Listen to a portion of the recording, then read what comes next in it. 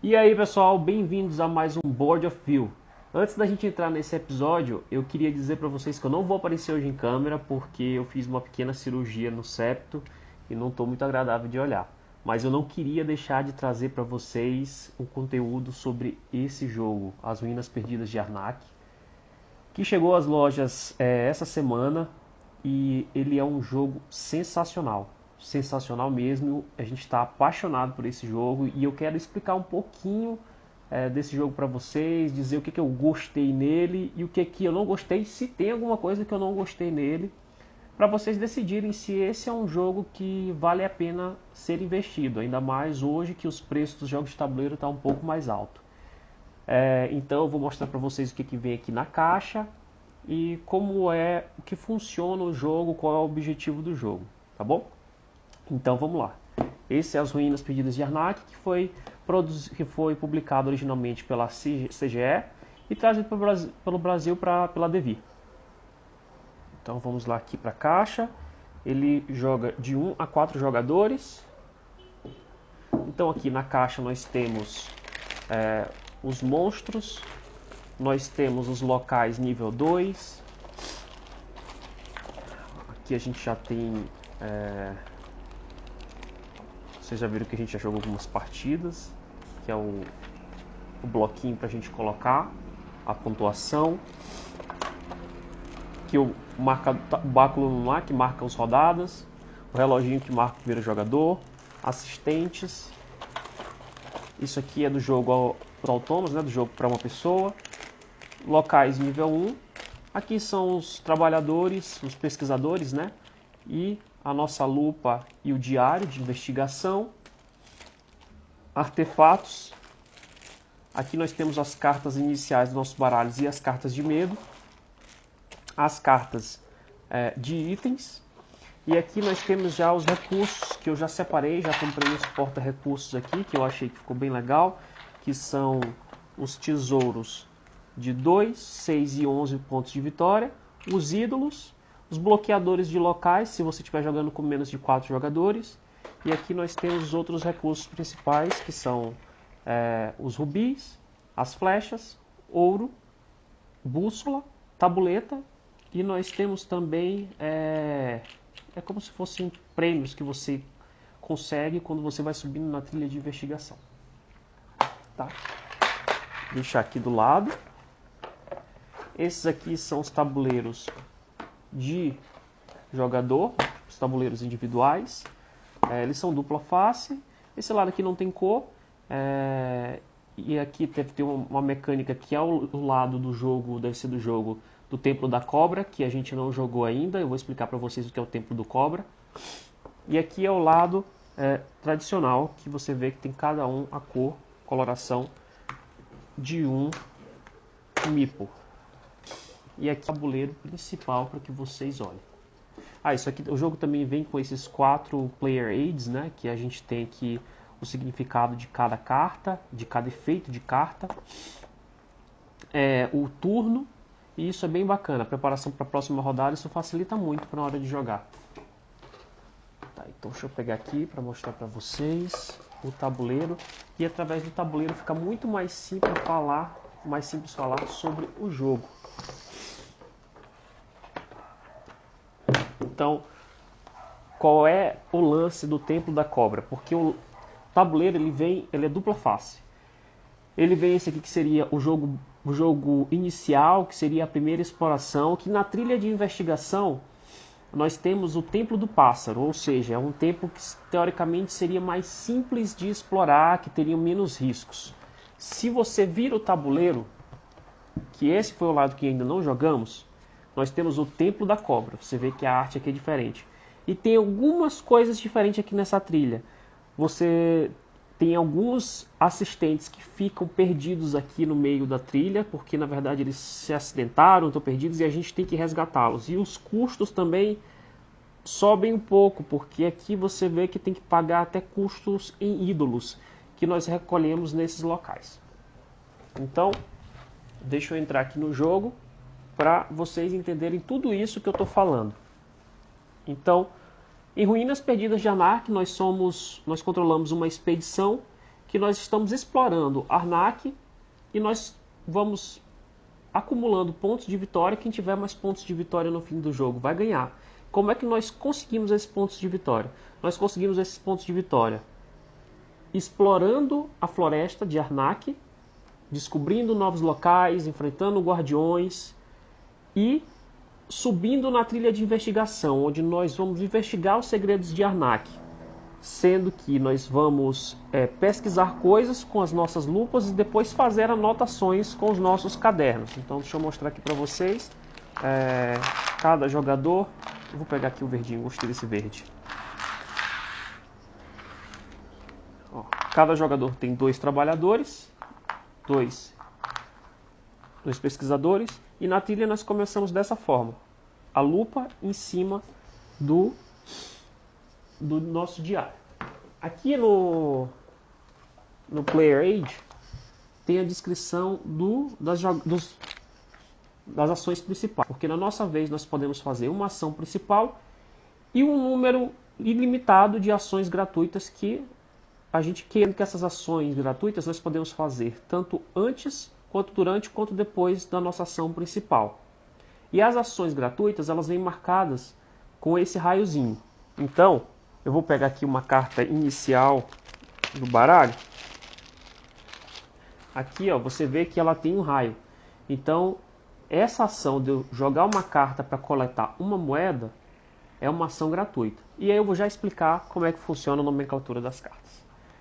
Por enquanto, eu vou explicar como é que funciona as ações para a gente pesquisar e descobrir mais sobre Arnak. Então, primeiro você pode escavar um local. Aqui você vê que a gente só começa com esses 5 locais base. E para nós irmos com o nosso trabalhador nesse local, nós temos que pagar esse custo aqui, que seria o custo de movimento, que nesse caso são botas. Existe uma hierarquia de movimento de viagem nesse jogo. E aí, para isso, eu vou ter que explicar para vocês as cartas, principalmente as cartas iniciais, as cartas de item e as cartas de artefato. Então, aqui a gente consegue ver, não sei se vocês conseguem ver direito, eu vou aproximar aqui da câmera. Nesse canto nós temos uma hierarquia de viagem, onde nós temos avião, carro, barco e bota. Então, o avião, ele substitui qualquer um dos outros 3 meios de transporte. A bota, ela pode ser substituída por qualquer um. O barco e o carro, eles substituem a bota, mas eles não podem substituir o avião. E eles não se substituem. Então, onde tem barco, eu não posso usar carro e vice-versa. E caso eu precise usar um avião e eu não tenha uma ficha de avião, eu posso gastar 2 moedas para contratar um piloto. O que é esse movimento? O que é essa viagem? Nas cartas, elas servem basicamente para 2 coisas. Aqui eu vou mostrar através das cartas iniciais. Essa aqui é uma carta inicial. Essa aqui é uma carta de item. E as azuis são cartas de artefatos. As cartas, elas têm o custo de viagem, que é esse símbolo aqui. Aqui nós temos o carro, nós temos o avião, aí nós temos bota. Tem algumas cartas que são dupla. Vou mostrar aqui para vocês. Tem algumas cartas que têm movimento duplo, que são para esses locais. E nós temos os efeitos das cartas. Então, ou você faz o efeito, ou você executa a viagem. Nesse caso aqui, esse efeito é gratuito, que eu pego uma moeda. Nesse caso aqui, que é a carta de artefato, toda vez que eu compro uma carta de artefato aqui direto da trilha de cartas, eu já faço o efeito dela imediatamente. Mas quando ela volta para o meu baralho, eu tenho que pagar esse custo em tabuleta para executar esse efeito de novo. Então eu posso executar esse efeito ou pegar esse movimento do avião.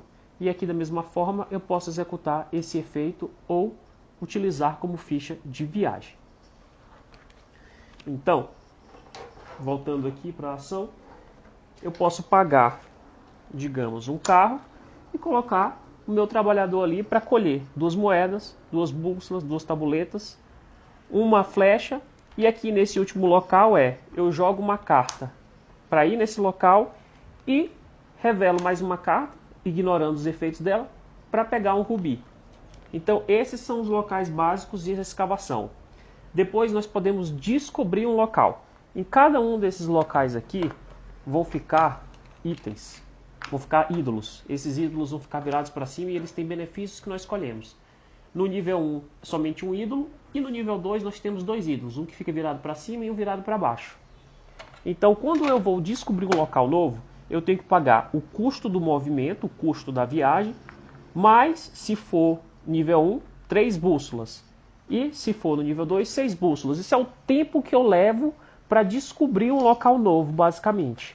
Então, esses locais aqui que são mais longe, eu tenho que gastar mais tempo para descobri-los. Então, quando eu descubro aqui um lugar, eu venho, coloco aqui a peça. Esse aqui vem para o meu tabuleiro de jogador. Então ele vem aqui para o meu tabuleiro de jogador. Eu já colho esse benefício na hora. E ele também vai me render 3 pontos no final do jogo.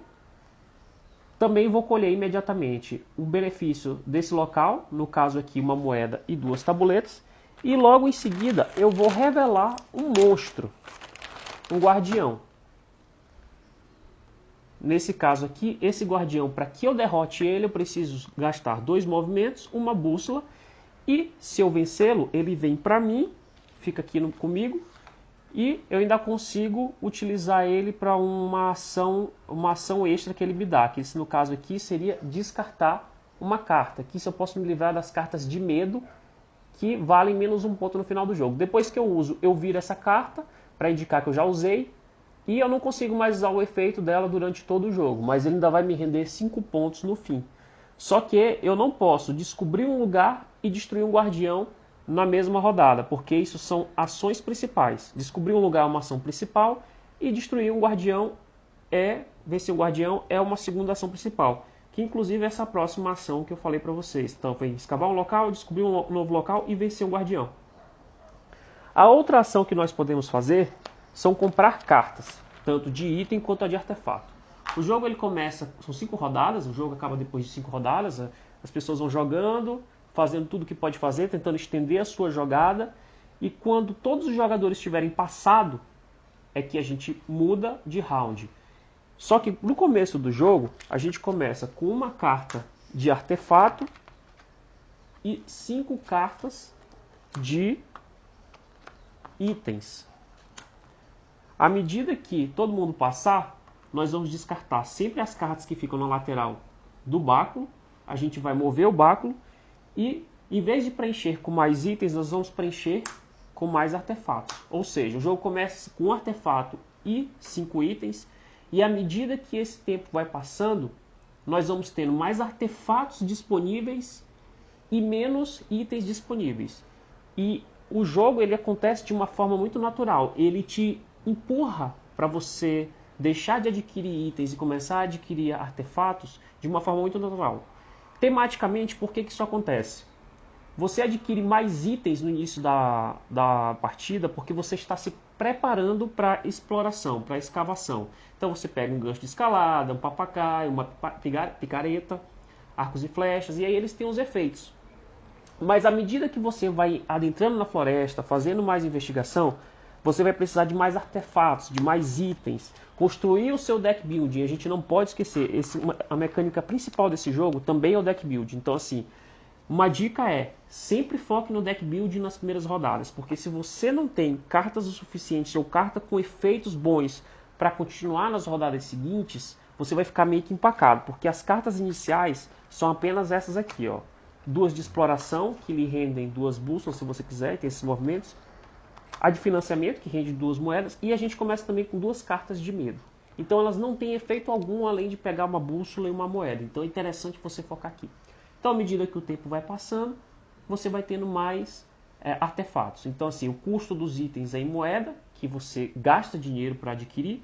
E nesse caso dos artefatos, é bússola. É como se você demandasse mais tempo para encontrar esses artefatos. Então você pode comprar um item ou você pode comprar um artefato. Sendo que quando você compra um artefato, você pode executar o efeito dele imediatamente, ele vai para a sua pilha de descarte e depois vai ser embaralhado e volta para o seu deck no final do jogo. Uma coisa interessante, no final do round, uma coisa interessante desse jogo, se vocês conhecem outros jogos de deck build, por exemplo, como Dominion, quando você compra uma carta, ela vem para sua pilha de descarte e ela só é usada depois, mais à frente. Nesse caso, todas as cartas que você usa fica aqui do seu lado, como se fosse sua área de jogo, as cartas que você gastou. Mas toda vez que você adquire uma carta, ela vem aqui para o fundo do seu baralho, para que ela já fique disponível na próxima rodada. E quando a gente termina a rodada, que a gente vai baralhar as cartas que a gente está jogando, elas vêm para o fundo, ou seja, aquela carta que a gente comprou, certamente a gente já vai pegar na próxima rodada para fazer o efeito dela. O que é muito legal, porque você já consegue se programar até exatamente mais ou menos o que você vai fazer. Você tem pouca surpresa com relação às cartas que vêm pela frente. E isso serve até se seu baralho estiver sujo, porque se você já sabe que se você tem muita carta de medo, as cartas de medo elas não tem efeito algum. Essa é uma carta de medo, você começa com 2, ela só tem menos 1 ponto e ela também tem uma ficha de movimento. Então se você deck começa a ficar sujo, porque tem alguns efeitos de carta que faz você pegar mais carta de medo. Se você não vence o guardião, no fim da rodada, quando você tirar o seu monstro, você também vai ganhar uma carta de medo para o seu deck. Então você consegue descartar essas cartas e você sabe quantas cartas de medo mais ou menos tem ali e se você vai conseguir fazer muita coisa ou não. Então, mais umas ações é comprar artefato ou comprar item. Outra ação é jogar uma carta. Algumas cartas têm efeito gratuito, como as iniciais que eu mostrei para vocês, que tem os efeitos de pegar uma moeda e pegar uma moeda e uma bússola. Por exemplo, essa daqui também tem um efeito grátis. Ó. Essa carta do chapéu, ela me rende uma moeda e uma bússola. Mas, se eu jogar essa outra carta, esse outro efeito, ela é uma ação principal, onde eu vou executar esse efeito e pronto, só isso. E a última coisa que eu posso fazer é investigar. A investigação, ela acontece nessa trilha. Essa trilha aqui, nós conseguimos investigar com a nossa lupa e com o caderno, com pequenas regras. Primeiro a gente descobre, tematicamente, primeiro a gente descobre a coisa com a lupa, para depois a gente fazer a anotação. Então primeiro a gente tem sempre que subir com a lupa, para depois subir com o caderno. Então o caderno ele nunca pode ficar no espaço, numa fileira acima da lupa. Mas eles podem ficar em colunas diferentes. Para você subir, você tem que pagar apenas o custo aqui do local. Então aqui eu pago uma bússola e uma flecha e subo. E aqui eu posso pagar um rubi e subir. E aqui na lateral a gente colhe esses benefícios. Então, se eu subir com a lupa, eu ganho uma moeda. Se eu subir com o caderno, eu vou ganhar um dos assistentes. Os assistentes eles vão ficar aqui divididos nessa pilha no número igual à quantidade de jogadores. Então, se a gente tem 4 jogadores, são 3 pilhas de 4. Se a gente tem 3 jogadores, 3 pilhas de 3. Se a gente tem 2 jogadores, 2 pilhas de 2. 3 pilhas de 2. Então você adquire. E esse roxo aqui, não confundam, é ponto de vitória. Então quando você subir aqui, você não vai pegar 2 bússolas. É uma bússola. Esse 2 é sempre ponto de vitória. Tudo isso de roxo é ponto de vitória. Esses aprendizes também são uma grande e importante parte do jogo, porque eles dão um boost nos seus... Você só pode escolher um dos 3 que estão disponíveis aqui no topo. Quando a gente escolhe, eles vêm aqui para o nosso tabuleiro e eles são sempre ação gratuita. Então eu viro para indicar que eu fiz a ação dele, eu vou virar aqui para indicar que eu fiz a ação desse assistente e eu vou colher aquele benefício, digamos aqui 2 moedas. Nessas 2 primeiras fileiras eu posso adquirir 2 assistentes. Na terceira e na quarta fileira eu posso melhorar o meu assistente, ele fica do lado dourado. Então nesse lado aqui eu pegaria 2 moedas. Quando eu melhoro ele, eu colho 3 moedas. Então eu viro e indico que eu já usei ele nessa rodada e pego 3 moedas. Então eu posso usar cada assistente uma vez por rodada. A exceção é, digamos que eu usei aqui meu assistente e colhi 2 moedas. E logo em seguida eu melhorei aqui, fiz uma investigação e subi o meu caderno. E isso me permite melhorar um dos meus assistentes. E aí eu vou melhorar esse assistente. Então eu melhoro para o lado amarelo e ele também dá volta disponível para que eu use mais uma vez. Ou seja, eu consigo usar ele 2 vezes na mesma rodada se eu me planejar de uma forma mais eficiente. Outra coisa importante aqui de mencionar no tabuleiro individual é quando a gente descobre um local, nós pegamos esses ídolos. Esses ídolos nós fazemos os efeitos deles na hora. Eu não vou entrar muito em detalhe nesses efeitos aqui. Esses efeitos eles estão descritos aqui nesse Player Aid. Se você pegar o manual na Ludopédia, você consegue ver esses efeitos direitinho. São vários efeitos. E são bem simples. Então, depois que você executa, eles ficam aqui, vale 3 pontos no fim. Ele já vale também, mesmo que você não consiga fazer o efeito. Uma coisa importante aqui é que nós temos esses 4 espaços. Esses 4 espaços, se eles estão vazios, nós coletamos 1, 2, 3, 4 pontos respectivamente, ou seja, 10 pontos no final do jogo. Mas se eu estiver sentindo muito travado durante o jogo, eu posso pegar um desses ídolos, cobrir esse espaço, ou seja, eu vou abrir mão desse 1 ponto, vou cobrir um desse espaço, porque esses 3 pontos eu já estou ganhando, então eu vou abrir mão desse 1 ponto para pegar uma dessas 5 opções. Então eu posso cobrir aqui e digamos que eu preciso de 2 tabuletas para subir aqui nessa trilha e pegar 2 tabuletas para complementar a minha flecha e conseguir subir aqui. Então até isso você consegue pensar direitinho. Se você estiver muito travado, você começa a pensar, vale a pena eu abrir mão desse 1 ponto? Eu vou conseguir ganhar mais pontos se eu abrir mão desse 1? Digamos, eu posso abrir mão desse 1 ponto para ganhar mais 3. Então é uma jogada que vale a pena. Então você pode fazer isso. E uma vez que você cobre esses espaços, que é uma ação gratuita com os seus ídolos, você não retira mais ele durante o jogo. Então ele fica aqui até o final do jogo. Ele fica travado aqui. Então você tem que pensar de uma forma bem estratégica se você vai querer fazer isso. Então, basicamente, através dessas ações, esse é o jogo As Ruínas Perdidas de Arnak. Parece muita coisa, mas ele é um jogo muito simples. O que a gente fica meio perdido é porque ele tem uma arte muito rica, a gente fica olhando com várias opções para fazer. Mas assim, ele é um jogo muito, muito, muito divertido, gente. Muito divertido, porque ele é um jogo extremamente estratégico. Ele é um jogo que tem pouca sorte envolvida, porque basta você construir a sua engine e montar o seu deck.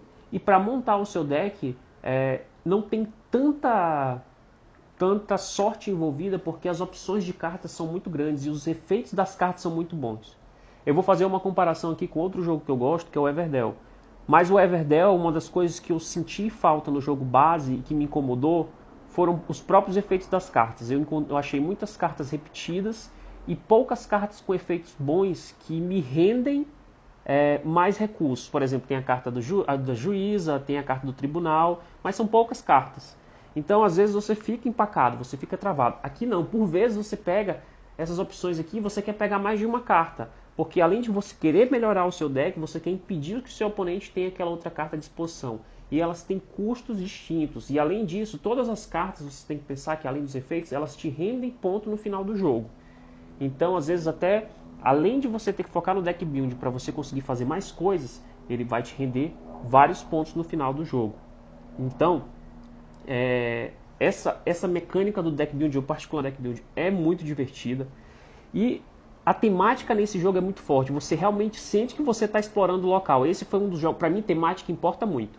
E esse foi um dos jogos que a temática, para mim, foi mais presente. Mais você consegue perceber isso. Então você consegue perceber que você está explorando e que você está enfrentando aqueles monstros.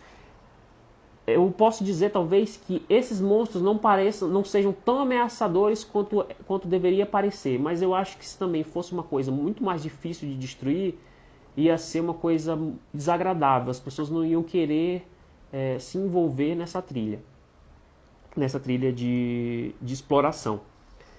E a trilha de investigação também é igualmente divertida, porque ela te dá vários benefícios. Você gasta mais coisas, porque esses recursos aqui, o rubi, a flecha, a tabuleta, são um pouco mais difíceis de conseguir, por isso que eles vêm poucos.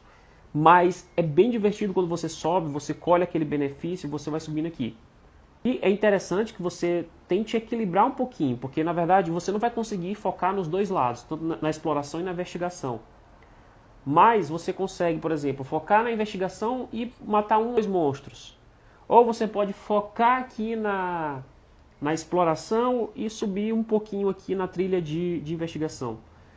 Geralmente as pessoas quando estão jogando tendem a escolher um desses lados. Ontem, por exemplo, a gente jogou aqui com a mesa cheia e minha namorada conseguiu ganhar um jogo só fazendo uma única melhoria aqui na trilha de investigação. Ela só pegou a lupa e moveu para cá, porque ela matou 5 monstros. E o importante foi que ela matou 2 aqui do nível 2.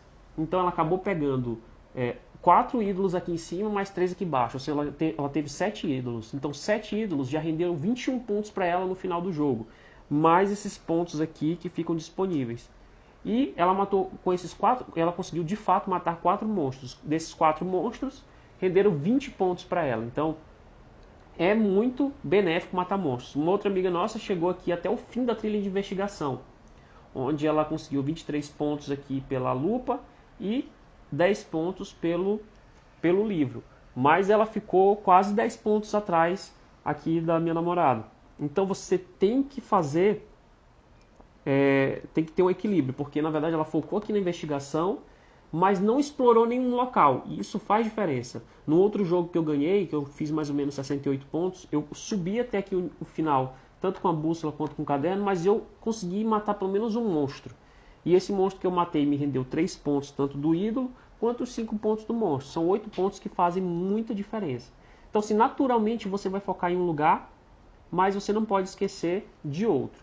Então, assim, ele é um jogo que você percebe muito o tema, é muito divertido, as pessoas se engajam, a rodada é rápida, apesar de você poder fazer várias ações gratuitas, quantas você quiser, você tem um número limitado por conta das cartas que você tem na mão e você não quer gastar todas as cartas da sua mão naquela rodada, porque você quer ver o que os outros jogadores vão fazer e como o jogo vai se desenvolver. Então acaba que as pessoas basicamente fazem uma ação principal e uma ou outra ação gratuita e já passa. Então os turnos são muito rápidos e o jogo se torna muito dinâmico, e ele é extremamente estratégico. Às vezes como você tem que pensar bem nos seus movimentos para tornar mais eficiente, conseguir mais pontos, às vezes pode ter aquele parálise análise, mas é bem, nada que vai ter um downtime muito grande. Ele é um jogo assim extremamente divertido. Eu realmente me surpreendi com esse jogo, porque eu assisti vídeos de como jogar, de youtubers de fora, assisti gameplays e parecia ser um jogo interessante. É um jogo que concorreu ao Spiel des Jahres, concorreu a vários prêmios, mas assim, geralmente a gente fica com receio porque tem jogos que tem uma hype muito grande e na hora não é tudo isso. Mas na hora que você pega o jogo, que você coloca na mesa, você entende por que esse jogo fez tanto barulho. Porque ele é muito, muito, muito divertido. Muito divertido, recomendo demais mesmo que vocês tentem esse jogo, aluguem, depois se quiserem, se puderem, comprem esse jogo, porque eu acho que é uma excelente adição para a sua coleção. Acho que foi um baita acerto da Devir. Esse ano também na Spiel des Jahres vão lançar, na Feira Spiel, vão lançar a expansão dos líderes, que vai adicionar um pouco de assimetria a cada expedição e vai ter algumas outras trilhas. Não tem muita informação ainda, mas assim, eu já tô muito animado para ver essa expansão, o que ela vai adicionar nesse jogo, porque é um jogo assim realmente muito interessante. É aquele jogo que você consegue jogar várias noites, várias vezes seguida e você não vai enjoar.